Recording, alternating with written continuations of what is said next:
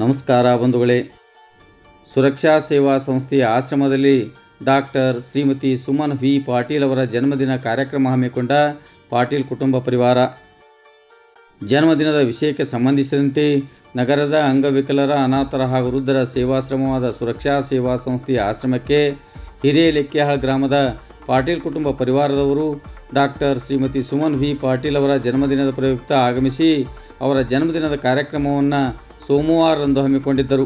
ವಿಶೇಷವಾಗಿ doctor Shrimati Suman V Patil ಅವರ ಜನ್ಮದಿನವನ್ನು ಜ್ಯೋತಿ ಬೆಳಗಿಸಿ ಸೇಬು ಕಟ್ಟು ಮಾಡುವುದರ ಮುಖಾಂತರ ಪಾಟೀಲ್ ಕುಟುಂಬ ಪರಿವಾರದವರು ಹಾಗೂ ಆಶ್ರಮವಾಸಿಗಳು ಸೇರಿ ಅವರ ಜನ್ಮದಿನವನ್ನು ಆಚರಣೆ ಮಾಡಿದರು.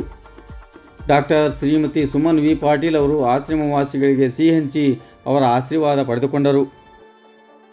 ಜನ್ಮದಿನದ ನಿಮಿತ್ತ ಪಾಟೀಲ್ ಕುಟುಂಬ ಪರಿವಾರದವರು ಆಶ್ರಮವಾಸಿಗಳಿಗೆ ಬೆಳಗಿನ ಉಪಹಾರದ ವ್ಯವಸ್ಥೆಯನ್ನು ಸಹ ಏರ್ಪಡಿಸಿದ್ದರು.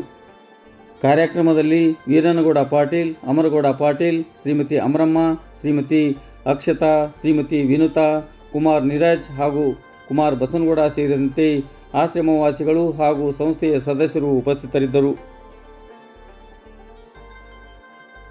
ಇದೇ ಸಂದರ್ಭದಲ್ಲಿ ಸಂಸ್ಥೆಯ ಸದಸ್ಯರು ಡಾಕ್ಟರ್ ಶ್ರೀಮತಿ ಸುಮನ್ ವಿ ಪಾಟೀಲ್ ಅವರಿಗೆ ಜನ್ಮದಿನದ ಶುಭಾಶಯ ಕೋರಿದರು.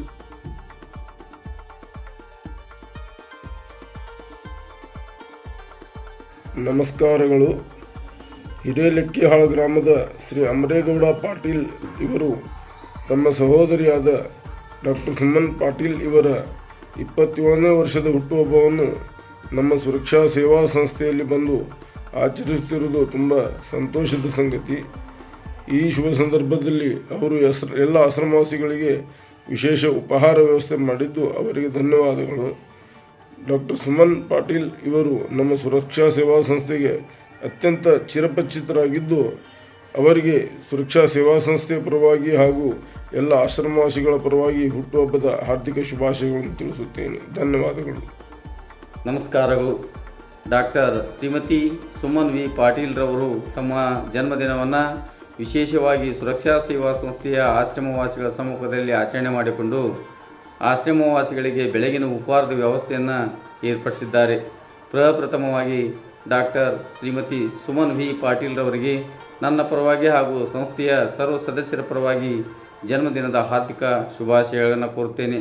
ಅದರ ಜೊತೆಗೆ ಆಶ್ರಮವಾಸಿಗಳಿಗೆ ಬೆಳಗಿನ ಉಪಹಾರದ ವ್ಯವಸ್ಥೆಯನ್ನು ಏರ್ಪಡಿಸಿದಂತಹ ಪಾಟೀಲ್ ಕುಟುಂಬ ಪರಿವಾರದವರಿಗೆ ನನ್ನ ಪರವಾಗಿ ಹಾಗೂ ಸಂಸ್ಥೆಯ ಸರ್ವ ಸದಸ್ಯರ ಪರವಾಗಿ ತುಂಬು ಹೃದಯದ ಧನ್ಯವಾದಗಳನ್ನು ಕೋರುತ್ತೇನೆ.